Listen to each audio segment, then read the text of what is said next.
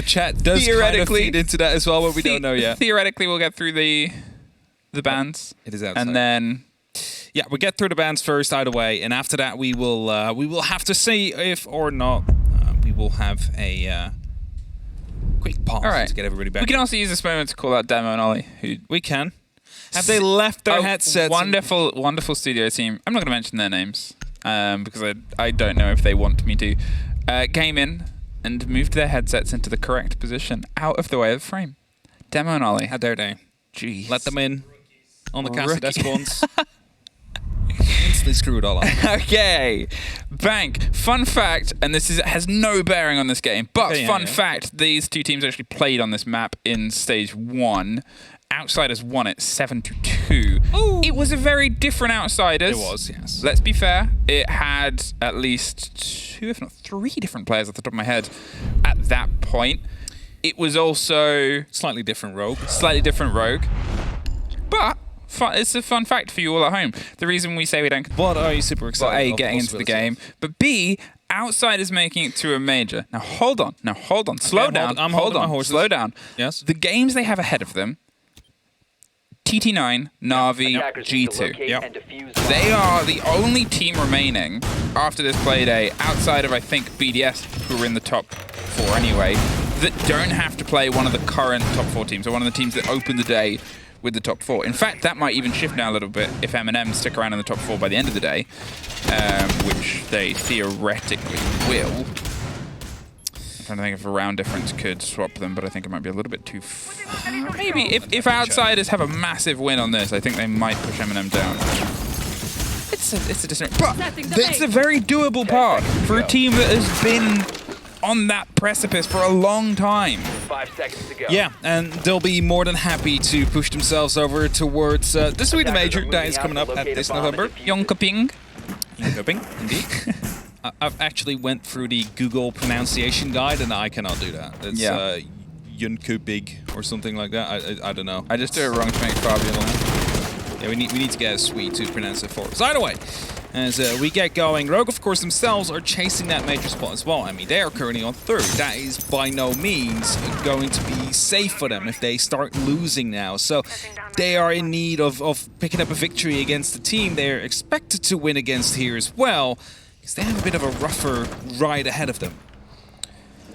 Alright, well, we'll start with getting into this, and we'll start by maybe getting into Rogue's defense. We talked about how the pace of a clear can be something that Rogue has to pay a lot of attention to, but at the same time, Rogue, when they play this game on their defense, is something that they grew in a lot of confidence. Spoiled especially. He was a player that started to drift his way up to stock. He really didn't know his feet at the very early days, but look at this. Cryin gets pinged and called out, rotates right down.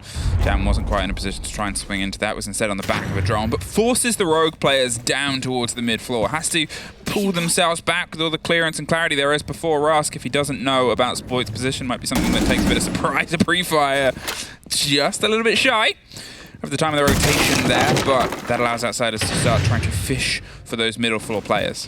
Just some verticality being taken care of now by Milon with that sledgehammer. He's hoping to find Cryin as they know some players are around that first floor, as you mentioned before, but just dancing around there up towards the hatches, falling back towards the actual site. With 80 seconds left on that clock, well, still that first floor needs to be completely droned out, still needs to be completely taken under control, and they don't even have it fully cleared out yet, with Spoit still being active in the elevator. Ash is going to start trying to apply some pressure onto that swing round. Milon, he's looking down 2 stories of devastation of Rask as that steady creep in through the middle and the core. There's a drone. Reveals the player in the game, and the game he's trying to play, and he realizes he needs to drop and pop off. But look at this, 2 minutes gone now, and only now are they starting to put the pressure onto Open itself. They still have a hold of Blue. That's about to start to fall away, but Leon can slightly tuck himself back and hold on to the fact that he's got a couple more canisters, and he probably knows the hatch is open at this point, so there's no route back. The pressure is still entirely on Outsiders to try to find a player out of this. The door in the back gets popped open. The shotgun swings the corner a bit wide. Another smoke canister pop. They finally find the first at the bottom of the staircase for 30 seconds, and they still got to find the site. Still a lot of damage done already by Rogue, though, in terms of time that has been wasted. Now they need to try to get themselves in the right position. However, Milon up above on these hatches here, we've seen him make massive impacts before. He might be looking to do the exact same thing again. He has no other choice. They're just tucked around, going for the plant itself. The smoke canister's off the board, and the Echo is still on, but so is pretty much everybody else from the side of Rogue. Bloodshed everywhere. It's Rogue that are the ones that leave with their bodies in position. I was going to talk about the bans and how it impacts that place, but at the point, it seems like it's going to be a bit of a brawl. It is, and well, that's kind of what you get after so much time has been wasted. You just need to muscle through at that moment in time. There's not much else they could have done. I have to say, though, really like the impact play at the top of the blue stairs where they use the impact EMP to get rid of the ADSs, instantly followed up by a grenade. And that's the advantage, I guess, of the impact EMP. It pops instantly rather than it shows that blue light, that blue glow. Hey, the ADSs are going to fall away. Which means you could theoretically find that sledge if the timing was right on point. Or smoke, sorry, which for now was slightly off. Otherwise, it would have been able to kill Leon Gets a little bit earlier. Okay, let's talk about bans now. Yes, that's a good idea. The removal of Goya is somebody who's sort of grown in presence, but mainly on that one site, on that one sort of map. You might see him dabbled with occasionally on, you know, Pocket Play on Club or somewhere else. But he's in pretty much every single pickup roster in every single game of Bank. I would say that 80% of his playtime is on that one site alone from all the teams. Yeah, and mainly by outsiders as well. If there is a team that loves to play Gaio, it is outsiders. Like if we go back a year ago on Villa, would be their go-to pick on most of the sites as well, where it became a perma-ban against him. So Rogue banning out the Gaio, it's not really a surprise right here. Valkyrie removing some of the information from outsider's side, but I think that the Echo on the board is going to be, well, making sure that if they want information, they'll just play that instead on Rogue. So I'm not too sure about the impact there. A steady hit across the top and Open. Second place is where Open's found itself here. You still have this tall extension. The duo, Cryan and Spoit, is going to be trying to cause as much problem as possible and also as much time wasted. There's a long swing towards the double windows. But this is what I sort of talked about as Rogue learnt their teeth on their side of the defense. They also learnt when to bear them and when to just sort of hold back and be a bit bare on the swings round. They pull away from the angle, the chance. They're not going to give the opportunity for outsiders to get an early bleed here, but instead Kanto might be the first one dancing around the side of Arco. It's Rast that is just trying to sneak past here, making a little noise to ensure himself some safety here. As Cryan takes small amounts of damage, falling back. Spoit finds Pasha though. That's going to be the first entry. Rask is still around though, might not have been spotted out, and as he's about to be retaking this angle, he knows exactly where Spoit is at. That's it. He's tucked himself into a close little corridor there. You can see a drone highlighted for just a second. This grenade, he hoped he would get the swing on the pull, but Spoit pulls back instead. Isn't going to risk the engagement. As I said before, it's a lesson learned. They know that they can sort of play themselves around. They've got the research on an outsiders team that's played this multiple times. Kanto takes the head off of Milon as he's cracking open. It's the big danger of this sort of play, the drop down in the hatch, and suddenly outsiders find themselves 2 bodies down and a minute to go. They're hearing the reinforcements. They're looking to quickly take Square under control. However, they're also aware of the fact that players are still downstairs. Kanto just managed to land one of those shots, and as they're both lining up right now, Kanto unable to find that first, to find Always, who takes him out cleanly.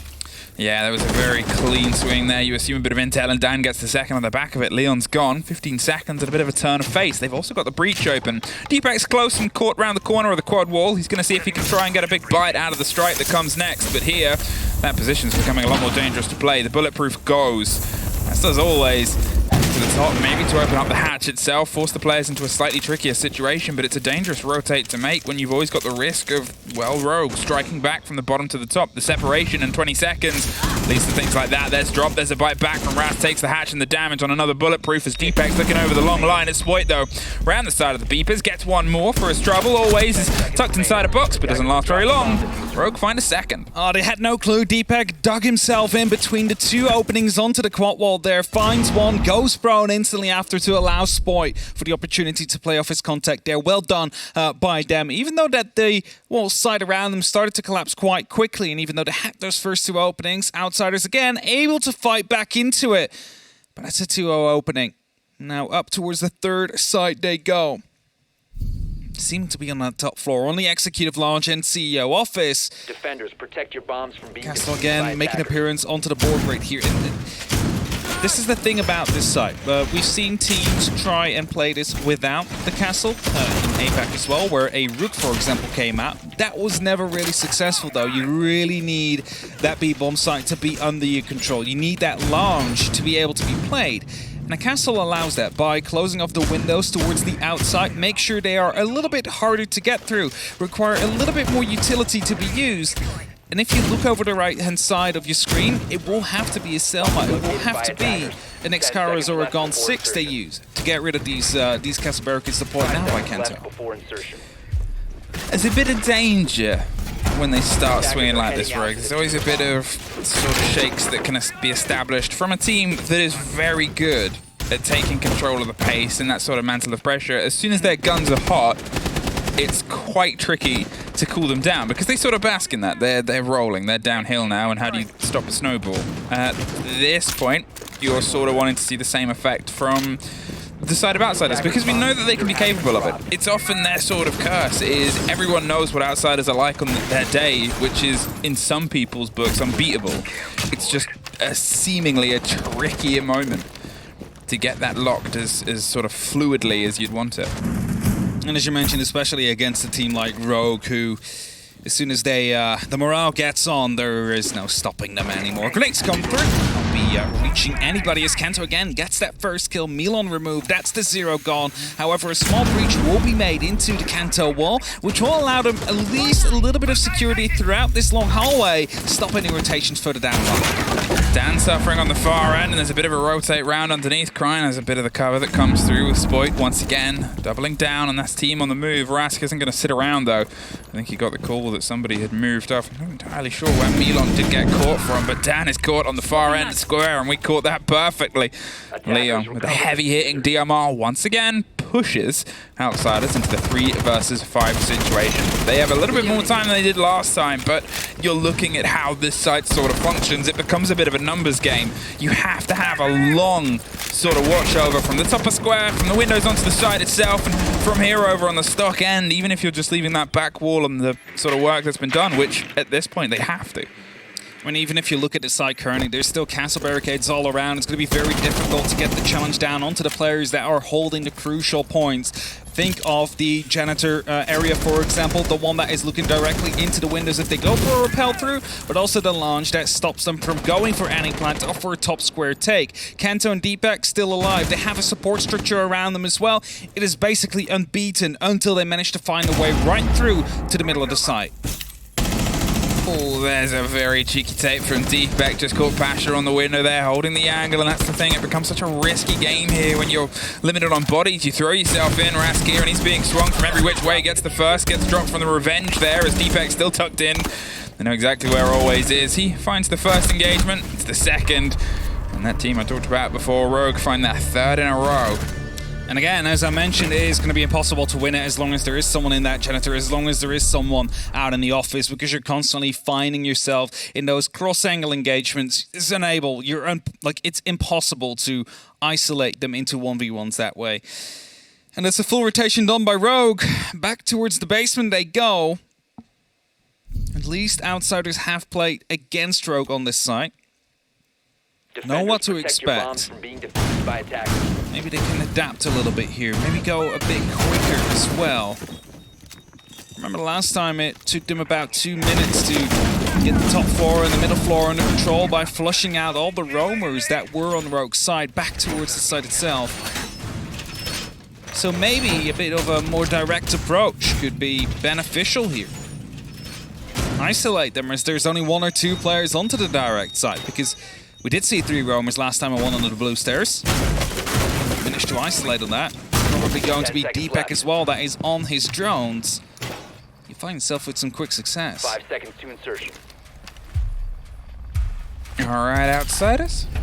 You still think you can try and put a bit of a drive here? It's, always worth sort of highlighting how Bank plays itself, which is, to be honest, one that has a really good drive for attackers. And Rogue has been able to do their research, their lessons learned. They're coming in here with that sort of recent experience, but as Fresh highlighted on the desk, they're a great Bank team. They've had some massive moments that have either defined their run to a major or been that sort of precipice on where it was lost.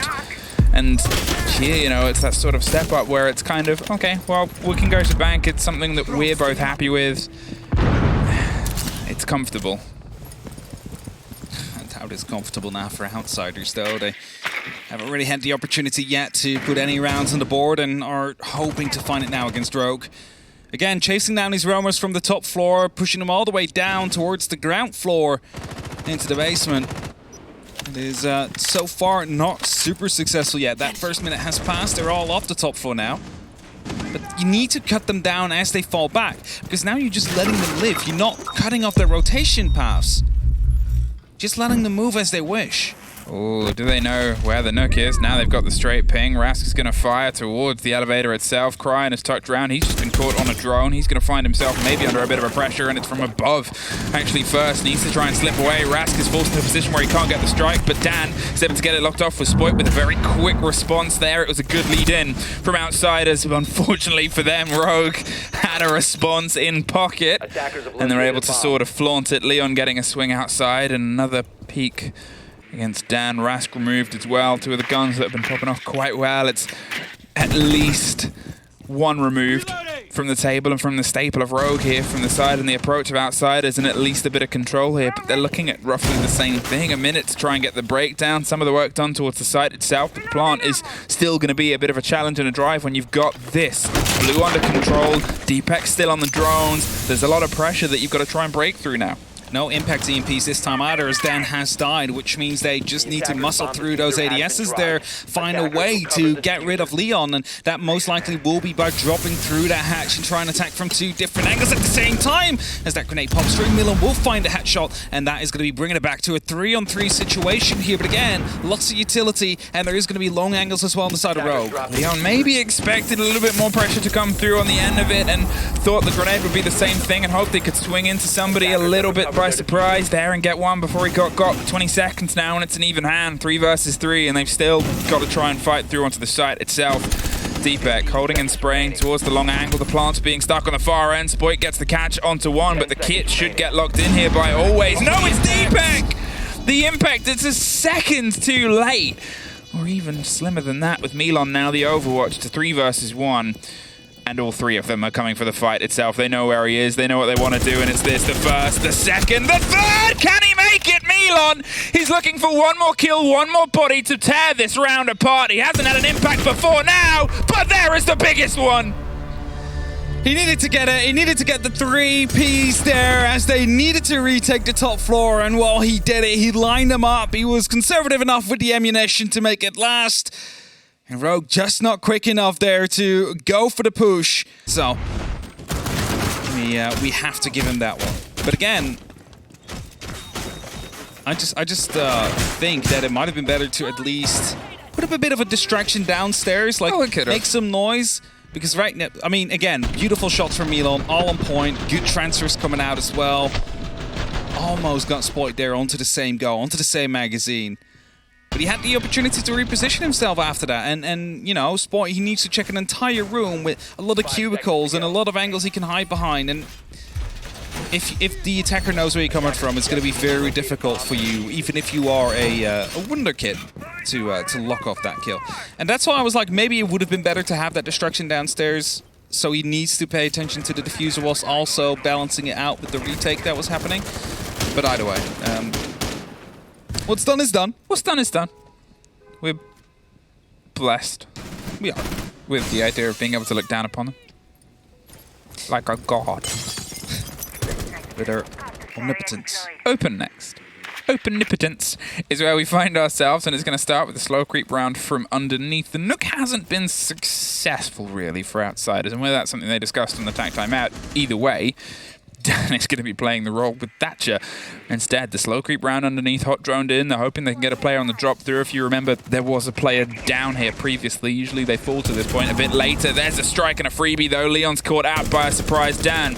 He's hoping somebody else steps in, but instead it's Rask that steps up and takes care of Kanto on the window itself. And that is a great early 2-piece here from the side of Outsiders. They had their tac timeout. They realized that with this open play, we might be able to try and sneak through the door on a slightly different door and an angle, and they find a great strike out of it with a second follow-up on the site itself. And those are the adaptations you can make if you're onto the attack. You've just seen all the sites happen. You use that tactical timer to quickly discuss those last notes. So well done by Outsiders so far. They managed to find themselves 2 opening kills, and all they need to do now is work themselves towards the rest as they throw themselves through the Syria laser gate right there. Just take this side by brute force. And now the last 2 players are going to be offside. Spoit needs to retake through that small archives rotate. Crying makes a lot of noise whilst he does that as well. And it's only up to him right now on the RX. I mean, blinked and you missed it. That take was diabolical. They just drove into the site. They knew where the player was playing. They knew he had a position around that location before, and the wall was electrified. Usually it's a long juggle to get that wall open. And a Buck had a different idea. Just took the damage, ran his way through, pre-fired the swing angle under the expectation of, well, he'll be somewhere along this wall. Yeah. And then the site was theirs, and it was just very well read. It was a brave play, but that's the sort of play that you can make when you are 5 bodies and they are 3 bodies on your attack here. I mean, it's also the adaptation we were talking about, right? They found the first 2 pretty freely. They also knew there was going to be roamers they would have to deal with, or not, in this case. So they just tossed themselves at the site, let those roamers retake. It was a 5v1 on the actual site when they went for it. And that's well done. And this is kind of what I said in the previous round when they were attacking the lockers again. Because then it was only Deepak on his drone on the site, Leon on the blue stairs with the smoke, and the rest was all going to be on the top floor or middle floor. If they would have been able to rush that site, that would have been a very, very quick round that didn't come down to that last 1v3 post-plant situation that could have ended if that one impact would have even been thrown just a millisecond earlier. But there's still the opportunity for that adaptation, as I don't think Rogue has been changing their setup too much around this side, as I believe Leon again headed towards the blue stairs here. Yeah, I think this is it. Obviously, it did turn into a round that Outsiders eventually won, but they shouldn't have. It was a huge clutch and a huge round from Milon here, and now they've since had a time to have a timeout. It's a conversational piece. How do we break a site we've seen a couple of times, even on the back of a success? That is the importance right now of this, and the slight changes of pace might come down to Kanto potentially keeping a little bit more of a connection here on that middle, that open area, instead of just leaving the Dream Team duo. Kanto might see if he can try and extend himself and put a little bit more of a presence around this. There's the reveal of the player and the caught drone on a drone heading up to the top. Deepak is a drone down. Yeah, one drone down is going to be moving his next one in position as Krine is slowly getting droned out. Whereas the MP will pop. That will force Leon to fall back a little bit further if he wasn't already.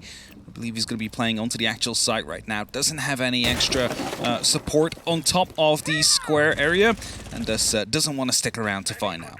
You can see Rogue is trying to work out exactly where the pressure is coming from here, and they're putting the numbers together. It's hitting Leon a little bit earlier than it was before. They haven't suffered the same pressure from Rask around this core or above as of yet. They're trying to find this first angle, and they want to play the game that they've played successfully before, which is that sort of hit and run. Run themselves a little bit further back, push themselves forward. Spoit, he's fantastic at this, and he strikes the first and takes the run. There it is. In a perfect, apt demonstration.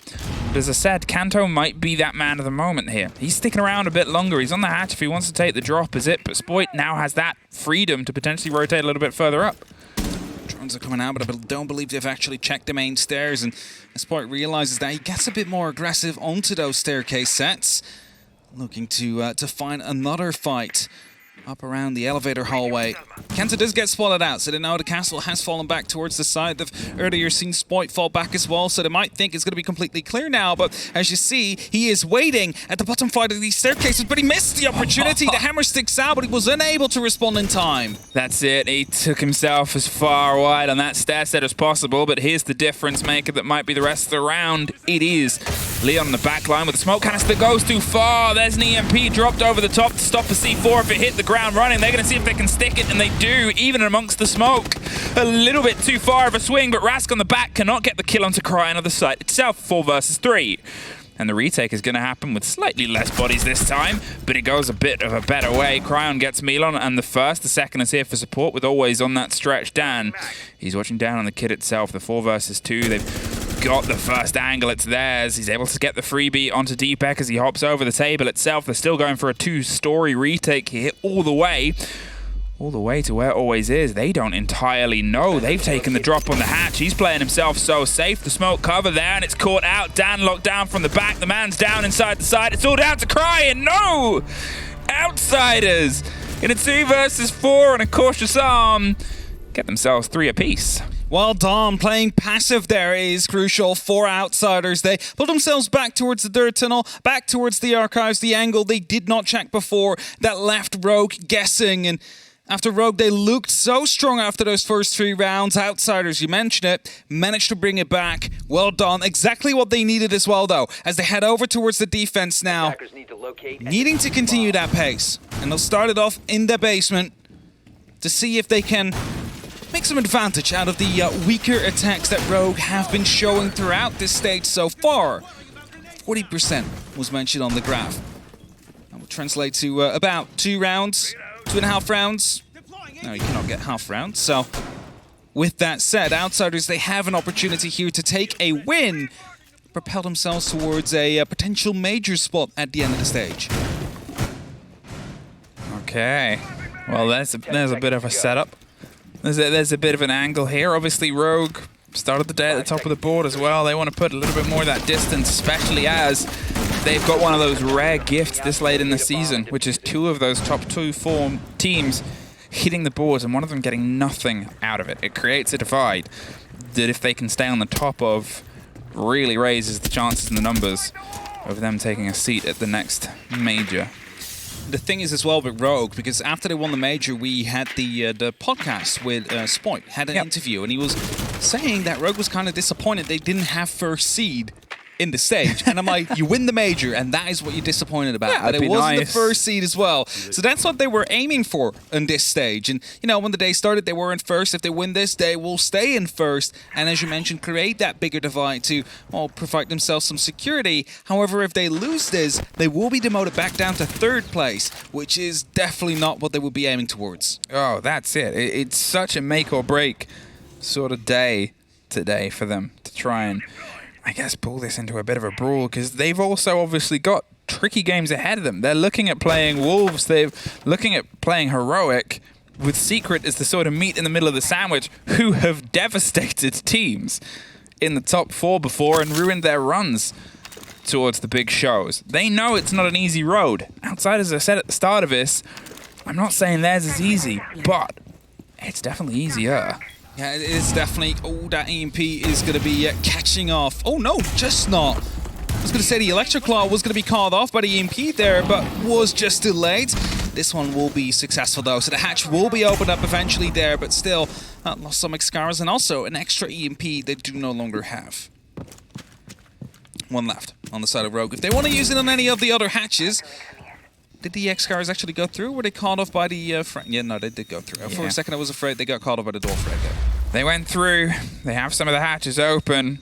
They have about a minute, and they've got themselves all prepped and ready to rock and roll. But this is the thing that we talked about before on the desk, is the take itself has to be swift. It has to be quick. Outsiders are very good at playing this long arm game here. They're going to see if they can get the back line. They have the ADSs onto that connecting corridor itself to buy them as much safety and sanction on any of the moves here, with Dan getting the first. Kanto goes. Milan puts a shoulder of damage into Spoit, with Cryon trying to offer some support close on the door. That should remove Milan, and there it is, the swing round. But look at this, suddenly it's just Cryon left. In the meantime, we're watching that one fight. Everything fell apart on the site itself. They went for the plant. Smoke canister stopped it, caught the kill. And this is what we're talking about at these takes. Outsiders are very good at that lockdown, at that sort of, you know, okay, try and plant. We've got a minute and we've got 50 minutes worth of utility to juggle. That's it. You need to be decisive. You need to just hit that side on multiple angles at the same time. Take out the important utility carriers. Take out the smoke. Take out the echo if it's on the board. Make sure that you can go for that plan without being interrupted. And yeah, she'll lose some bodies on the way, but if it's like a hesitated fight here and another bit of hesitation on the other side, you'll start losing out on these bodies, and suddenly there's not much you can do anymore. you look at that last engagement, for example, Cryin, he knew there was one going to be onto the doorway on his left. Player from the main stairs is being shot at, gets killed. Eventually, that's when a grenade pops in. That's when the player gets locked out. If you're a bit quicker on that, you might have just saved one of your players' life. Suddenly, you're finding yourselves in a 2-on-3 situation rather than a 1-on-3 situation. It evens out the odds a little bit more in your favor, and then gunfights on the other side go your way as well. Suddenly, Rogue would have been in lead of that round. Quickly highlighting the Sprabuni and Raf graphics here. Sprabuni and Raf. That's a jingle. We need to actually record one so we can just press it. At the main show, I did like 7 different ones. I know. Over the days. But 92% confirmed for Rogue if they would be winning this in regulation to go towards the major. And as of yet, we haven't locked in a single team yet. As Leo takes a whole lot of damage as they open up on that castle barricade. They knew it was coming. That move was read like a book. Milon waited for the pulse, the grenade, and pre-fired the angle, hoping somebody would be trying to be a bit smart and sharp behind it. Wanted to scarp for a rush. Didn't get that, but did get a lot of the player itself. Cryin finds Rask, though.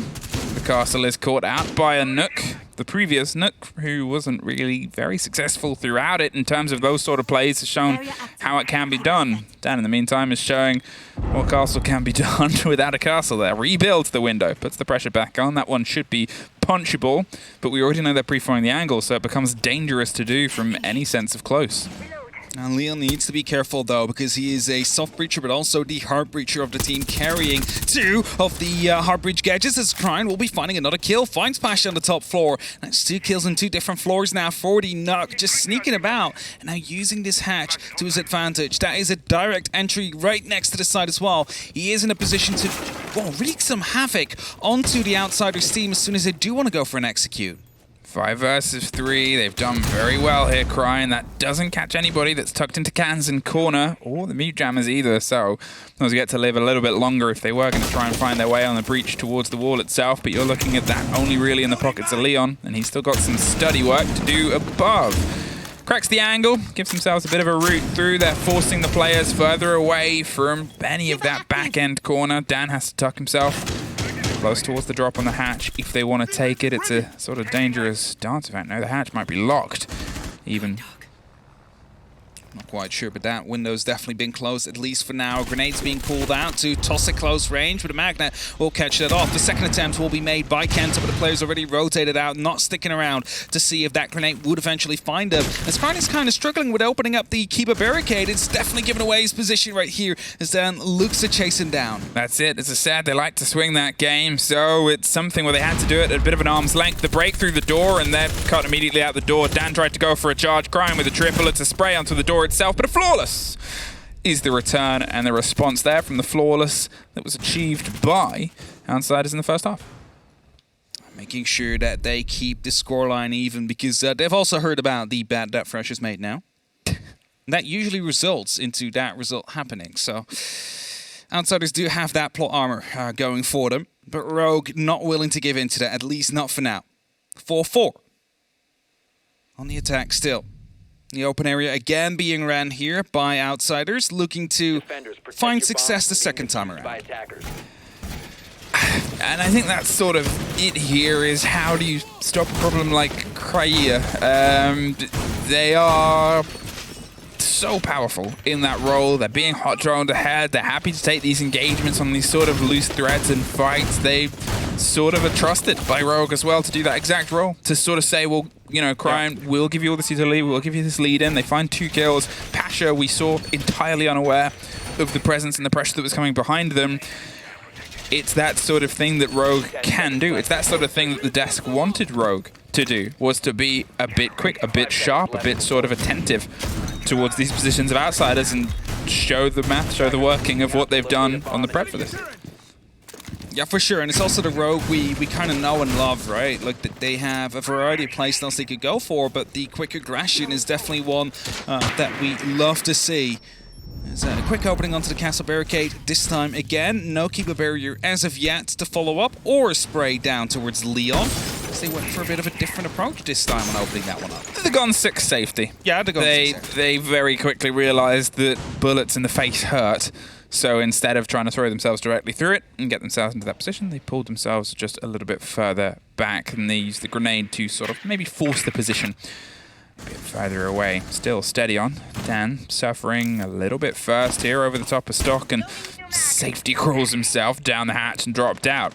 There wasn't quite anybody in a position to catch them yet, but again, how do you solve a problem like Cryan? Well, he's found himself now tucked in an entirely different location. The hatch above is soft. He's got the check, so he's not going to be dropped down from above. He's hoping the players are forced round into uncomfortable situations. He left the camera on. He was recharging his health so he can actually hold this angle effectively. Doesn't want to take out the camera because that lets them know someone's out there. So he's hoping he can, well, let someone have a fake sense of security, let them come through that hallway again so he can take them down, find that first entry again. But so far, no luck yet. Now they have someone all the way underneath. Spoit missed them at first, but really that should have been a death of Spoit there at that moment in time. That's why you're there, waiting for that exact moment of someone to swing the hatch. Does get Cryan on the rotate round. Rask is able to at least find something out of it. But still, I mean, that could have been a more decisive moment there. Kanto, he's trying to put some pressure here from the top of the hatch. They've been able to take out the big player. They've got Deepek holding off on the roam all the way on the far end, hoping Rask will just drift around and try and put pressure onto the bottom of square, as a lot of teams do at this moment in time. There's still an angle of a square take that can come together, but the wall itself is solid, jammed up. There's not really a easy to find comfortable pocket to get that dropped in. That grenade, slightly misthrown. That's why you give it a little bit extra cook. And here, the break and the breach over the top, but it seems this wall staying solid, so this is going to turn into a force through in the side.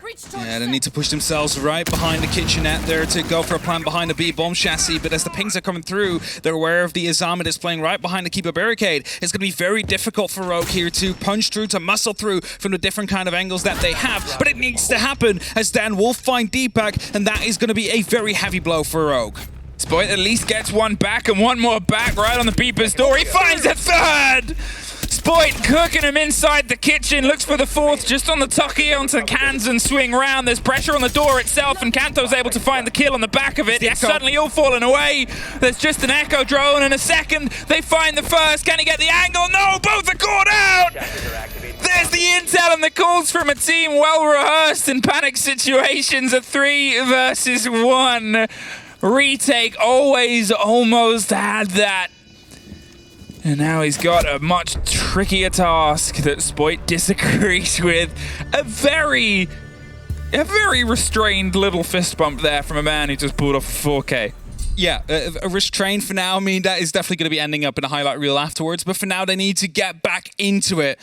And I saw the Echo run. I saw him run for that hatch. It's like he's going to try and deny the plan like that because it's all falling apart as soon as Spoit ended up on the back line, found that triple kill entry. But it's kind of what we know from Rogue last stage. It was Spoit opening up the site for the rest of the team to just flood in, do what they need to do, get that plan down, win the round. This stage it has been less like often happening to Rogue. Like Spoit hasn't been finding the triple K entries coming through every now and then, but you know, if it happens in these situations where you're basically a man down already and you're not really having an opening into the direct bomb site, it's more than welcome if he just pops off like that. All right, 5-4 here, Rogue. They've been able to claw themselves back in after the 4 rounds in a row that Outsiders were able to thread over the start and sort of end of the previous half. Here, they're back towards the one site they've been able to take on their defense. They're going to see if they can try and do it. As I said before, I complimented the long holds that they did, and you know, we wanted a little bit more of that energy from Rogue there. That might be the builder behind it. That might be the precursor behind it. The same way it was for Outsiders' swing round of Milon, getting that full K and driving the team in. Suddenly, we saw very different energy from Outsiders. And here from Rogue, it's not that they need an entirely different energy, but you always like to see the reigning champions of the region bring a hot game. Yeah, for sure. Like, this is the current champion, and we've seen it happen many times before where a team wins the major and that misses out onto the next one and kindly, you know, drops off a bit more for the next couple of stages. We do not want to see that happen to our European sweethearts of Rogue. And for now, they're definitely still fighting in that top four, looking to qualify themselves, and you know, still showing that they are one of the, if not the best in Europe. Going dark. Crying once again playing the game of "Do you know where I am?" Spoit, he's offering some support just around on the swing of green. The grenade will bounce around and instantly move behind it. Spoit's going to see if he can try and get somebody on the back end of that. They've got themselves tucked, waiting, holding on for anybody, getting a little bit anxious and overzealous on a swing round. But as the cams and the pings come through, they're happy to sort of sit here across the site itself. Pasha's keeping Garage under lock and key. It's a wide floor, and they have eyes on all of it. So it's down to Rogue to see if they can try and find that blind spot. Hatches are being opened up in the meantime, though, by Leon. They left up the Syria laser gate, at least for now, of course, due to the fact they could be reignited in about 30 seconds of time. That is going to be, I believe, a juggle with the Electroclaw. That should be opened up. Get a second EMP on that ASAP. Oh no, it didn't reach. He missed it. Oh, he missed with the claw. That is very painful. Shouldn't happen, but at the same time, also no EMPs left on Rogue, so it would have been the destruction and the closure of that hatch permanently for the rest of the round. Well, this time, 45 seconds, and Pasha at least gets the first, but Kanto a quick response over the shoulder of it, and Milon underneath the hatch puts the kit cold. It's in a place that can be got with the remaining time, and you can see they're slightly slinking their way over to get it, but it's still dangerous. You've always still got the risk, and that's why they've got to be slow and steady with it. The smoke canister's going to stop any immediate approach and a swing behind it. The garage control and this, the drop onto the elevator hatch, and slightly slowed here on the angle. Spoit's going to take a shoulder of damage, but gets Milon's head for the trouble. Behind the chassis and the drone rolling their way through. They're putting all their pressure and sort of eggs into the B basket here in 10 seconds. They got to make sure it connects. It does not always. Gets the first, gets the second. Popped and locked round the corner. A great triple kill to end an Outsiders, bringing it back to 5 apiece. Making sure that they keep it tight. They want to find points out of this game as they realize these are currently the top dogs of Europe. If we manage to take points home from this game, our chances for the major will... Same way, Rogue, and G2, and sort of rosters that have gone through big changes and made a major have said. It's like, we didn't expect this. We were on a building period, and we're here. Great. When that expectation has shifted, when you're at this expectation of you've got to be the reigning champion, you've got to come back and defend the belt, it makes these games tougher when they become scrappy, that it's against a team that you know is going through such sort of big changes. This round was difficult for Rogue because it was a 3-on-3. There was 14 seconds left. The diffuser gets taken out first. That's almost guaranteed a loss at that point. Especially if it gets called out. The other two will just hide. Not have to take any gunfight at all. That brings us at this point 5-on-5. In round 11, whoever takes this is going to have the opportunity to fight for a full 3-point game. Attackers are moving out to locate We could even say, could we say 6 points? To some extent we can, but I somehow doubt it's going to be coming down to Outsiders and Rogue, and one of them will be making a major and one will not at the end of the stage. But it is possible. It could still happen. We're, you know, not really like at the end of the stage so far. There's still a couple of play days to go. As we get on through. And this Crying sneaking in through the lobby, getting some pings. There is a bulletproof currently active though, so we have to hope the hell lasts long enough. That's a grenade to be tossed in. That should be a guaranteed kill onto the castle. There you have it. Rask taking out a clean entry for Rogue. He's had a bit of a hit and miss game. Rask, unfortunately, that's a hit against him. There, a connection from a grenade, well rehearsed. They knew exactly where he was and how they could try and get him locked on it. Now it becomes a question here of can they try and hold on with the body down. Generally, the deficit has been something that's cost them throughout these rounds, throughout this game. It was a bit scrappy on one of the swings here onto open. And the one where they lost the opener, it was flawless, so... The thing is as well, you have to look at it. The only way out now for Outsiders of the actual site is going to be through the elevator hallway.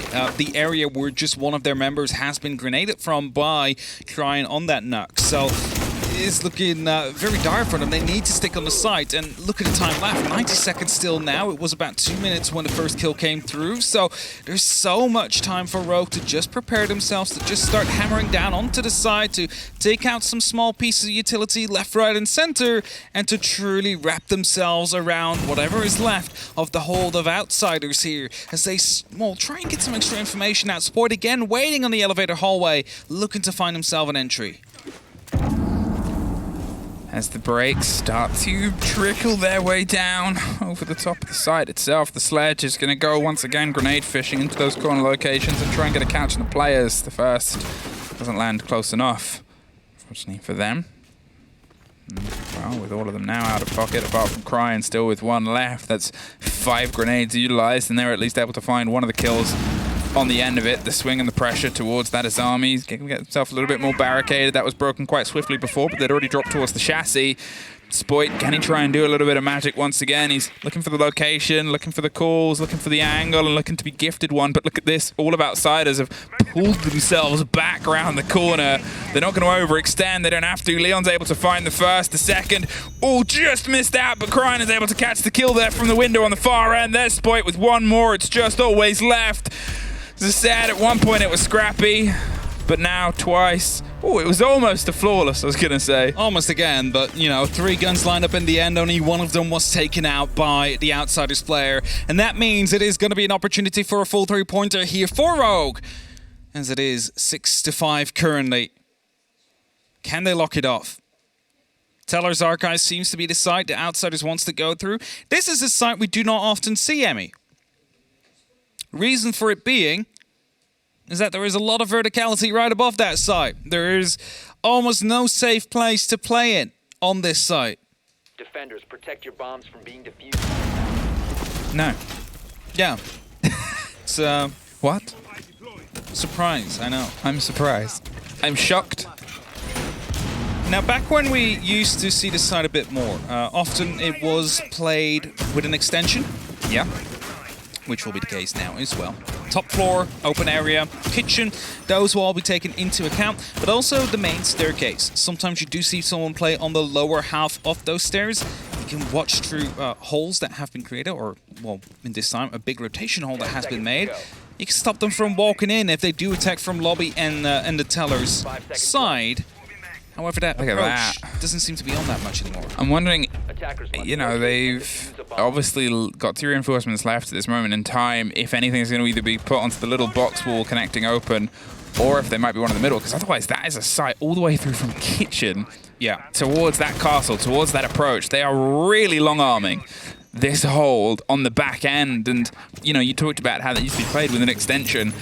Usually it wasn't that far. No, this is as far extended as can go. You can almost say the entire map has direct vision onto the site itself. And that is a bold strategy, especially with the scope advantage that comes in the attacker's favor. You gotta trust that they're not reading this, because, you know, putting pressure onto the back end of that, it is something that could entirely open up the site and entirely take away from the hold on the back end. There's going to be a quick approach here. Watched cautiously by Deepak on the swing round, making sure nobody's on that swing round. Kanto's going to see if he can try and find some of the pressure above. Pasha is around there behind the hard wall, and he might be about to find a fight here on Janitor's door. Spoit's looking for the drone through. There's a player in elevators. He takes a lot of damage, Pasha, but he survives. You expect elevator players. Oh, he takes the drop. He's not going to risk it. Crime pulls back. Pasha is gone. Pasha tried to rotate out there after his first engagement with Spoit, but Spoit was hoping to go for the EDDs. He quickly took out the rotating player of Pasha as well. And that's the top floor now gone, out of control. And now all they have is the extension, because I mentioned it before, you cannot play on the site due to all the verticality that is right up above, and that forces them to play this extended out. However, that is slowly starting to chip away from them as well, as, well, castle barricades are opening up, Cryan is starting to come around the corner, they are forced to fall back towards the basement, which is not going to be ideal in a situation like this, because, well, that is removing even more of the pressure you had with these long vertical lines, or horizontal lines.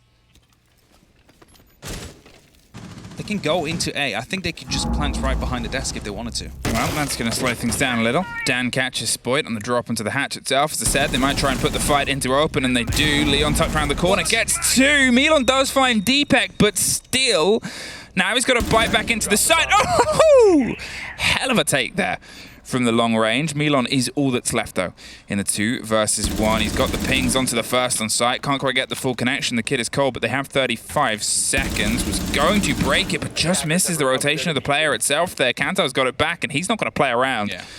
This is experience. I'm going to go get that kit tucked, and you got to watch me from the one angle. They might be able to get to me in time. A very clever moment and cool there, and definitely the right decision.